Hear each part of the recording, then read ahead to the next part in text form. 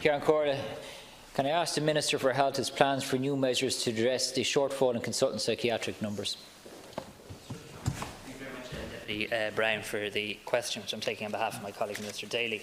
Budget 2019 allocated an additional €55 million for the development of mental health services, and I acknowledge Deputy Browne's commitment to this area as well. The additional funding allocated to mental health services since 2012 has provided for the recruitment of over 1,500 posts in mental health since 2012. In the last year alone, the number of psychiatrists has increased by 14. There are currently 340 consultant psychiatrists in the mental health services and 83 vacancies. The HSE uses locums, short-term contracts and other arrangements to fill many of these posts to support service delivery. In addition, we have now developed our capacity in primary care through the funding of 114 assistant psychologists, a new grade that I have seen firsthand the positive impact they're making, 20 psychologists and 10 advanced nurse practitioners. This will help to manage the demand and improve access to our psychiatry services. A focus of funding for 2019 will now be on early intervention and support services that will assist as many service users as possible in dealing with mental health challenges before they require acute or psychiatric care. The Government remains committed to increasing the consultant workforce, and there is a significant need for psychiatrists.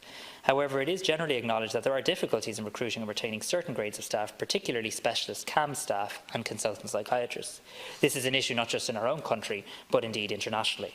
The HSE undertakes continuing recruitment in respect of consultant psychiatrists. Campaigns have targeted international events involving prospective candidates, and the Public Service Pay Commission, in its report published on the 4th of September, identified difficulties in attracting consultant applications for many posts at present and acknowledged that the pay rates for new entrants had been highlighted as a factor in this.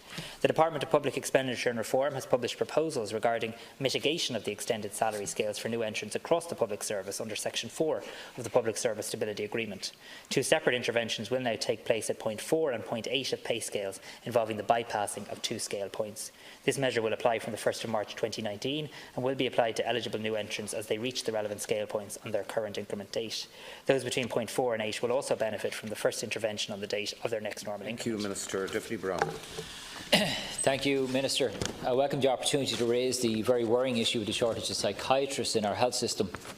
The Public Service Pay Commission found that there was particular problems in recruitment in and around psychiatry. They found that there were 458 established posts and only 364 filled or in situ. That's about 79%. But of course, this low level is based on established posts and not on the number that should be in place as required under a vision for change. So the actual number is probably quite lower than that. In June 2018, there were 25 unqualified non-specialist doctors, not on the specialist register, but who were acting as psychiatric consultants. And a practice that the President of the High Court, Mr Justice Peter Kelly, described as scandalous at the time and reported the matter to, I think, HICWA, the Attorney General, and a lot of other areas. And I think it didn't get the coverage at the time it deserved because there was other serious health issues going on at the time. It was clear that there was a very serious shortage of psychiatrists, yet when the College of Psychiatry sought to increase the number of trainee places by 10%, they were refused and only granted a 5% increase in training places. So while the government says it can't recruit psychiatrists, they also won't train sufficient numbers of them. So I asked the Minister, what are you going to do about this situation? Minister. I want to thank Deputy Browne for the point and in acknowledging that there is a recruitment challenge when it comes to our psychiatrists, but also, I suppose, highlighting the fact that the numbers have increased, but there's certainly a number of vacancies.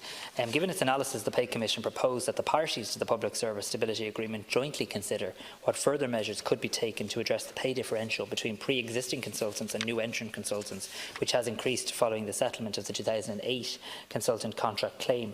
The Department of Public Expenditure and Reform and the Department of Health have noted the Commission's view, and consideration will be given to potential solutions which are in line with public sector pay policy and with available budgets. We will obviously now be preparing the HSE service plan for 2019, the very significant budget that is in place for the delivery of mental health services, a budget that will exceed over €1 billion, and will obviously have an additional €55 million for the development of mental health services. Minister Daly also remains eager to look at other ways of supporting the mental health services, and you saw, I think, an example of that through the assistant psychology posts this year, which have been very successfully filled. I think you have 111 of the 114 of them filled nationally. So I accept there's a lot more to do in this regard, Deputy Browne, but we will be looking at how to further progress this in the context of the HSE service plan.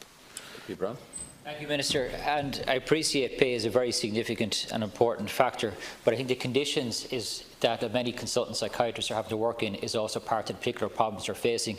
The consultant psychiatrists were taken out of the hospitals and put into the community, and rightly so, under a vision for change, but the buildings are simply not fit for purpose. Many of the buildings, and I've been in a lot of them, are simply either decrepit or they don't have the proper facilities. And what the psychiatrists tell me is that they're spending an awful lot of their time as well, not only in buildings that are not fit for purpose, but doing, I suppose, roles that is really not under their remit. It's like finding hospital beds, making phone calls and opening letters and so on and so forth, which is really a waste of their time. They should be spending their time with the clients. And I would ask the Minister to in particular look at the conditions that many of our mental health services are provided in, because they're not fit for the psychiatrists, they're not fit for the psychiatric nurses who are working in them, the other allied health professionals, or for the patients who have to attend those facilities. Thank you, Deputy Minister. To conclude. Yeah, I agree with Deputy Browne in terms of the need to do more in this regard, and I'll certainly pass that on to Minister Daly in the context of him drawing up plans with the HSE for the service plan for 2019. I would point out that in addition to the psychology posts and the benefit I think that brings to the overall service, we are also committed to increasing the number of psychiatric nurse undergraduate places, which will be increased by 130 per year by 2021-2022. So that's approximately, we'll go from 270 undergraduate posts a year to about 400 posts a year. In relation to improved 7 days a week services, which I think again comes back to your point about the level of the service we're providing. The HSE is now in the final stages of recruiting the staff required to deliver 7/7 mental health service cover for the areas that do not currently have a service in place. It's expected to be delivered in early 2019 as well. So I'll certainly take on board the points Deputy Browne makes as we prepare for HSE Service Plan 2019.